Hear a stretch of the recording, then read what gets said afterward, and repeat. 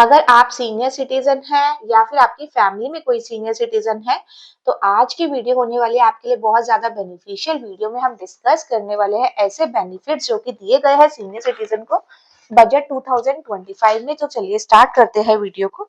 Hello everyone, welcome back to our YouTube channel Knowledge Ware House. This is Charu Agarwal, by profession chartered accountant.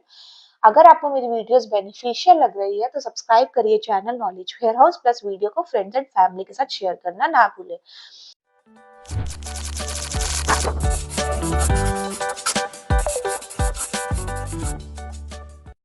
तो यहाँ पर देखो हम discuss कर रहे हैं benefit to senior citizen in budget 2025। सबसे पहले बहुत लोगों को कंफ्यूजन होती है कि जो बजट में हमें बेनिफिट्स मिले हैं 2025 में, ये कब से एप्लीकेबल होंगे, इनकी एप्लीकेबिलिटी कब से है। तो देखो, जो फाइनेंशियल ईयर 2025 से लेकर 26 आएगा पीरियड, उसमें ये जो है ये एप्लीकेबल होंगे, और इसका जो असेसमेंट ईयर होगा वो होगा 2026 से 27। तो ये कब से एप्लीकेबल है? 1 अप्रैल 2025 से लेकर 31 मार्च 2026। आपको कंफ्यूजन दूर हो गई होगी कि ये जो है इनकी जो एप्लीकेबिलिटी है कौन से पीरियड से है। तो यहाँ पर सबसे पहला जो सबसे इम्पोर्टेंट चेंज है वो है limit for deduction of TDS increase. तो पहले क्या होता था, अगर हमें बैंक या फिर पोस्ट ऑफिस से इंटरेस्ट रिसीव होता था तो उस पर बैंक और पोस्ट ऑफिस जो है हमारा जो है वो टीडीएस डिडक्ट करके देते थे।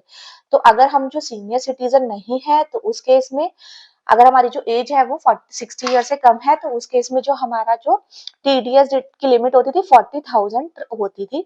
मींस अगर हमें इंटरेस्ट रिसीव होता था 40,000 से कम, 40,000 से ज्यादा, तो उस केस में हमारा टीडीएस डिडक्ट होता था। लेकिन अगर हम सीनियर सिटीजन है तो उस केस में हमारी जो लिमिट होती थी वो 50,000 होती थी। 50,000 तक हमारा टीडीएस नहीं डिडक्ट होता था, और 50,000 के बाद हमारा जो है, अगर हमें 50,000 से ज्यादा इंटरेस्ट रिसीव होता था तो उस पर जो बैंक है हमें टीडीएस डिडक्ट करके देता था। तो अभी ये जो अमाउंट है ना 50,000 की, इसको इंक्रीज कर दिया गया, इसको सीधा 1 लाख कर दिया गया। तो अब बैंक या पोस्ट ऑफिस से हमें से रिकरिंग डिपॉजिट्स के ऊपर, फिक्स डिपॉजिट्स के ऊपर या सीनियर सिटीजन सेविंग स्कीम के ऊपर इंटरेस्ट मिस रिसीव होता है, तो उस केस में अगर उन सबका जो टोटल है वो 1 लाख से कम होता है तो जो बैंक है वो टीडीएस डिडक्ट नहीं करता। अगर 1 लाख से ज्यादा होता है तो बैंक जो है वो टीडीएस डिडक्ट करेगा। तो यहाँ पर ये जो लिमिट है वो 50,000 से बढ़ाकर 1 लाख कर दी गई है। इसके साथ मैं आपको ये चीज भी बता दूं, अगर जो है टीडीएस डिडक्ट भी होता है तो उसमें घबराने वाली कोई बात नहीं होती है। उसमें क्या होता है कि जब आप इनकम टैक्स की रिटर्न फाइल करते हो और आपका जो टैक्स नहीं बनता तो आपको उस टीडीएस अमाउंट का जो है रिफंड मिल जाता है। और इसमें एक बस इसमें क्या होता है कि जो आपका जो ब्लॉक हो जाता है फंड का, कि जो टीडीएस डिडक्ट होता है वो आपका पैसा जो है वो ब्लॉक हो जाता है। इसमें एक और चीज होती है कि अगर जो सीनियर सिटीजन है उनकी इनकम इतनी ज्यादा है ही नहीं कि उस पर टैक्स जो है लगता है, तो उस केस में वो जो बैंक को 15H फॉर्म भी दे देते हैं कि आप जो है टीडीएस मत डिडक्ट करो, क्योंकि हमारी जो इनकम है वो इतनी है ही नहीं। तो यहाँ पर जो है आपके साथ ऊपर डिस्कस किया, तो एक एप्लीकेबल कब से होगा? जब आपको 1 अप्रैल 2025 से एप्लीकेबिलिटी इसकी होगी। और नेक्स्ट हम डिस्कस करते हैं withdrawal of national saving scheme. तो finance minister Nirmala Sitharaman has announced a tax exemption for senior citizen with national saving scheme accounts. तो बजट 2025 में ये भी प्रपोज किया गया है कि एग्जम्पशन मिलेगी अगर कोई पर्सन जो है वो विड्रॉल कर रहा है नेशनल सेविंग स्कीम में। कब? अगस्त 29 2024 के बाद। जो भी अमाउंट उसने डिपॉजिट किया था स्कीम में और जो भी उसका इंटरेस्ट आया है, तो देखो, तो उस केस में जो है उस अमाउंट पे जो है वो टैक्स की एप्लीकेबिलिटी नहीं होगी। तो यहाँ पर भी बहुत बड़ा बेनिफिट दिया गया है सीनियर सिटीजन्स को। अगर उन्होंने नेशनल सेविंग स्कीम अकाउंट में जो है पैसा डाला हुआ है और उस पे उनको उस पैसों का जो है विड्रॉल करना है, तो उसमें जो उन्होंने अमाउंट जो डिपॉजिट किया है प्लस इंटरेस्ट अमाउंट, अगर वो विड्रॉल करते हैं 29 अगस्त 2024 के बाद, तो उस केस में जो है उस अमाउंट पे जो है वो टैक्स नहीं लगेगा। उसको वो जो अमाउंट है उसको एग्जम्पशन दी गई है। तो यहाँ पर एक और बड़ा बेनिफिट दिया गया है सीनियर सिटीजन को, withdrawal of national saving scheme. यहाँ पर एक और हम बहुत इंपॉर्टेंट चेंज डिस्कस करेंगे। देखो, हमारे पास आईटीआर फाइल करने के दो ऑप्शंस होते हैं, चाहे हम ओल्ड टैक्स रिजिम में फाइल करें या फिर न्यू टैक्स रिजिम में फाइल करें। तो ओल्ड टैक्स रिजिम में हमें सारी डिडक्शन एग्जम्पशन मिल जाती है, लेकिन न्यू टैक्स रिजिम में हमें बहुत ही ऐसी कम डिडक्शन और एग्जम्पशन मिलती है। तो जो चेंज हुआ है बजट 2025 में वो न्यू टैक्स रिजीम में चेंज किया गया है। तो न्यू टैक्स रिजीम का जो स्लैब रेट है वो सबके लिए सेम है, चाहे वो सीनियर सिटीजन है या फिर सीनियर सिटीजन नहीं है या फिर सुपर सीनियर सिटीजन है, तो तीनों के लिए ही जो स्लैब रेट है वो सेम दिया गया है। जबकि ओल्ड टैक्स रिजीम में हम देखें तो तीनों के लिए स्लैब रेट जो है वो अलग है। तो यहाँ पर देखो स्लैब रेट में भी चेंज किया गया है और एक 87A के रिबेट को भी बढ़ाया गया है। तो पहले क्या होता था, 87A के रिबेट में अगर आपकी जो इनकम है वो 7 लाख तक है तो आपको कोई भी टैक्स नहीं पे करना।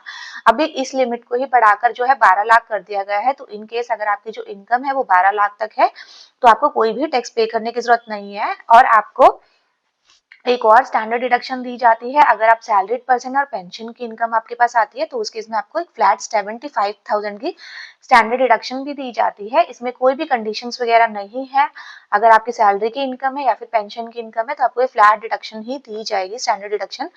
न्यू टैक्स रिजीम में 75,000 किया, लेकिन अगर आप ओल्ड टैक्स रिजीम ऑप्ट करते हो तो उस केस में आपकी ये जो स्टैंडर्ड डिडक्शन है 50,000 तक की ही है। तो यहाँ पर देखो अगर आपकी जो इनकम है वो 12,75,000 हो गई तो उस केस में जो है आपको कोई भी टैक्स पे करने की जरूरत नहीं है। 12,75,000 में कैसे होगा, 75,000 जो है आपको स्टैंडर्ड डिडक्शन के मिल जाएंगे और जो 12 लाख की इनकम पे आपको कोई भी टैक्स नहीं पे करना, 87A की आपको रिबेट मिलती है। तो यहाँ पर देखो ये स्लैब रेट भी है जिसमें कि है 0 से लेकर 4 तक आपका कोई भी इनकम टैक्स पे नहीं करना पड़ेगा। 4 to 8 पे आपको 5% टैक्स, 8 to 12 पे आपको 10% टैक्स, 12 to 16 पे 15% टैक्स, 16 to 20 पे 20% टैक्स और यहाँ पर 20 to 24 लाख पे आपको 25% tax and then above 24 lakh 30% tax. अगर मैं तो स्लैब रेट है तो इसके अकॉर्डिंगली आपको टैक्स जो है वो पे करना पड़ेगा। अब आपको एक कंफ्यूजन हो रही होगी, यहाँ पर तो आपने बोला कि 12 लाख तक मुझे कोई भी टैक्स नहीं पे करना पड़ेगा, लेकिन यहाँ पर आप 12 लाख की इनकम पे तो आप बता रहे हो कि आपको 10% में आप कवर हो जाओगे, 5% 4 to 8 पे आपको 5% पे करना पड़ेगा, 8 to 12 पे आपको 8% 10% करना पड़ेगा।